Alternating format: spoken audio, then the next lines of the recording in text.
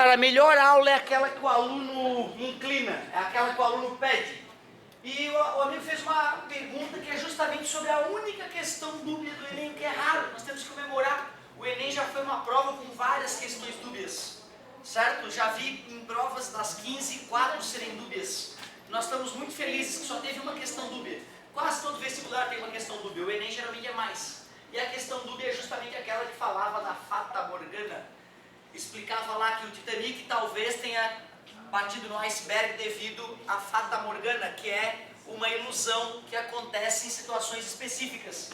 A luz refletida pela superfície fria, ao ir para uma camada de ar mais aquecido, sofre um desvio que pode iludir as pessoas que estão observando as regiões próximas ao navio.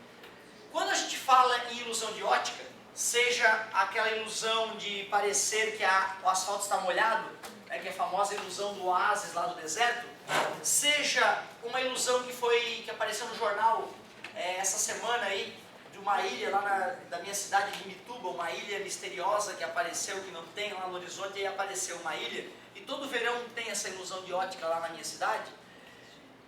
É natural que o aluno puxe primeiro a refração da luz. Só que se a gente for estudar o fenômeno como um todo, a gente vai ver que tem mais do que a refração envolvida. Vamos tentar fazer um desenho que nos mostra a ideia. Nada. Então olha só, superfície do oceano. Iceberg, a morte esperando. Luz bate no iceberg, reflete na superfície do iceberg e deveria ir em direção à tripulação de um navio. O cara olha a luz refletida no iceberg, vê o iceberg é vista. Para o navio, desvia o navio. Porém, o enunciado falava que tinha luz que atingia a superfície da água e se refletia nessa superfície. Essa luz refletida pela superfície da água ia cruzar a luz refletida pelo iceberg e não ia atrapalhar em nada a visualização do iceberg. Só que ele diz que a água estava fria, então tem uma camada de ar fria aqui. Acima dessa camada de ar fria tem uma camada de ar aquecido. Eu poderia fazer uma pontilhada separando a camada de ar fria da camada de ar quente. E poderia fazer a famosa reta normal.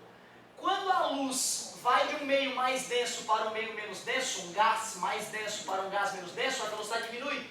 E ao diminuir, a velocidade aumenta. E ao aumentar a velocidade, o ângulo se afasta da normal, o raio se afasta da normal. Isso é refração, né? Só que isso vai acontecendo camada após camada. E chega uma hora que o ângulo de incidência da luz numa camada de ar mais aquecida é tão grande que supera o ângulo limite. E aí acaba ocorrendo reflexão total. Assim, quando um navio estiver chegando nessa região, deixa eu fazer o meu naviozinho aqui. Quando um sujeito na proa observa a região ao redor, parte da luz que chega nele é luz oriunda da superfície da água e não do iceberg. Como essa luz que está atingindo o olho dele está vindo da superfície da água e o cérebro entende que a luz anda em linha reta, vai parecer que tem um paredão de água aqui, ó. E como a água está lisinha, vai aparecer que está escuro e liso. Vai bloquear ou vai se misturar com parte da luz oriunda do iceberg. E aí, essa pessoa demora a avistar o iceberg e quando vê está muito em cima, não dá para desviar. A refração é uma explicação razoável, mas a reflexão também é fundamental para explicar por que a parede ficava vertical. O enunciado falava, uma parede vertical. Então, talvez a reflexão seja importante. Tu vê, os caras sabem dessa questão de ter ficado dúbia. Outra, ele falava que vinha luz de várias direções, o que é difusão. Então também tinha um pouquinho de difusão no enunciado. Se eles quisessem, eles poderiam fazer com que a questão ficasse única, né? Mas o objetivo era esse. Eu voto em reflexão, justamente porque eu acho que a questão fica com um nível um pouco maior, o aluno tem que manjar um pouco mais do fenômeno para explicar. Mas refração não é um absurdo.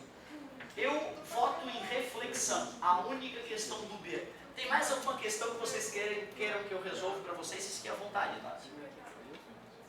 Mas me comenta ela deve ter a prova. O comprimento da espessura de óleo, ótimo, uma ótima questão. Dizia o seguinte, que quando nós temos uma camada de óleo sobre a água, aparecem aquelas cores, né? As cores do arco-íris. Falava que tinha um raio de luz que atingia a superfície do óleo, camada de óleo, camada de água, e aqui em cima é o ar. Aí falava que esse raio 1 sofria reflexão com inversão de fase, gerando o raio 2. Só que falava que parte dessa luz acabava refratando. E ao refratar ele falava do raio 3 e do raio 4. Deixa eu aumentar esse desenho, para a galera do fundão poder enxergar. Óleo, ar, água. A luz vinha do ar, atingia a camada de óleo e sofria reflexão com inversão de fase. Ele chamou de raio 1 e raio 2. Ele inclusive no enunciado falava que a inversão de fase equivalia a uma mudança de meio comprimento de onda. Para quem não entende o que é inversão de fase, né, e de crista para vale ou de vale para crista, ele alertava, era equivalente a um comprimento, uma mudança de meio comprimento de onda. Ele falava que o raio refratado fazia o caminho 3, refletia na superfície de separação do óleo e da água e tinha percorrido o caminho 4. Ele falava que o caminho 3 mais o caminho 4 era o dobro da espessura da camada de óleo. Isso estava no enunciado, que esse caminho mais esse era 2 vezes a espessura. E ele queria que o raio refratado aqui, que ele chamou de 5, gerasse interferência construtiva de uma certa cor com o raio 2. Para que esta onda e esta onda sofram interferência construtivas, elas têm que estar em fase. Porque ondas em oposição de fase, uma crista encontra com um vale. E aí ocorre interferência destrutiva.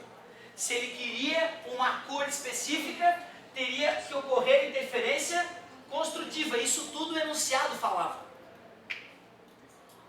Se daqui para cá ocorreu reflexão com inversão de fase e mudou o meio comprimento de onda, nesse caminho 3 mais 4 também tem que haver uma mudança de meio comprimento de onda. Se daqui para cá mudou meio comprimento de onda e daqui para cá também mudou meio comprimento de onda, aí é a mesma mudança. As ondas continuam em fase. Se esse caminho 3 e 4 é 2E, 2 vezes a espessura de óleo, e eu preciso que ocorra uma mudança de lambda sobre 2, está multiplicando, passa dividindo, dividir 2 vezes por 2 é lambda sobre 4. Ou seja, a onda deveria sofrer uma mudança de lambda sobre 4 mais lambda sobre 4, que totaliza lambda sobre 2. Assim ela sofreu a mesma mudança que o raio refletido. Logo a interferência é construtiva, certo? Então a ideia era essa, era mais estar ligado no enunciado para matar a charada. Claro que o aluno deveria entender que uma onda está gerando cristas e vales.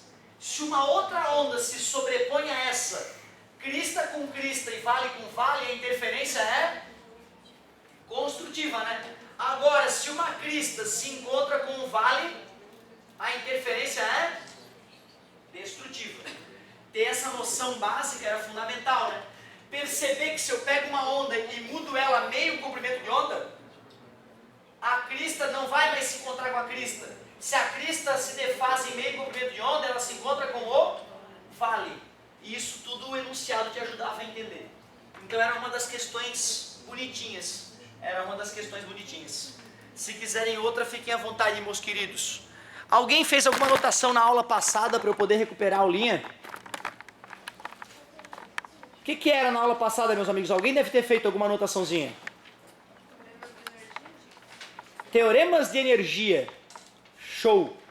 Era o que eu precisava. Muito obrigado.